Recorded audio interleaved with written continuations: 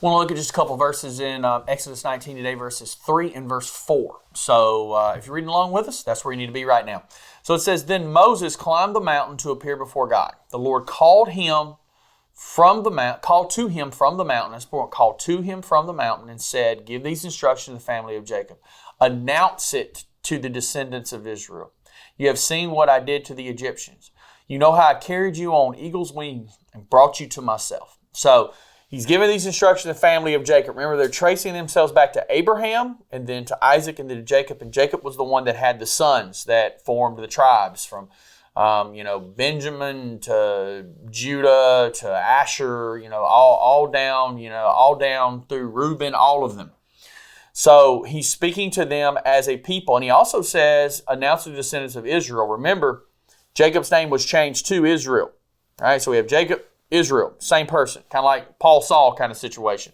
So Moses goes up on the mountain to appear before God, much like we in the burning bush. You're standing on holy ground kind of situation.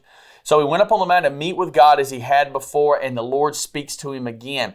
And he is giving these instructions to the family of Jacob, the nation of Israel.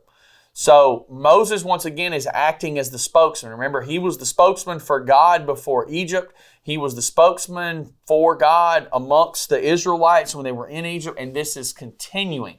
He is the prophet. He is the spokesman. He is the man. And so God gave a message to Israel through Moses regarding his purpose, right? Regarding bringing them out. You have seen what I did to the Egyptians. You know how I carried you on eagle's wings and brought you to myself. So God here is giving a message to Israel regarding the destiny of Israel.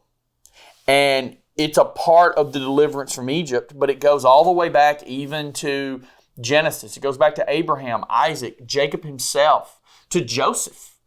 That they would come out of Egypt. They would go back into the promised land. And so this is taking place. The promise made to Abraham back in Genesis chapter 12 is going to be fulfilled, and they're moving in that direction. So he describes them as carrying them on eagle's wings. The safety, the security, the power of the eagle. And he says, and I brought you to myself.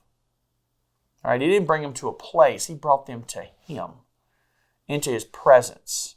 That's where they needed to be, was in his presence. And we'll talk more about what God has to say to Moses from the mountain tomorrow.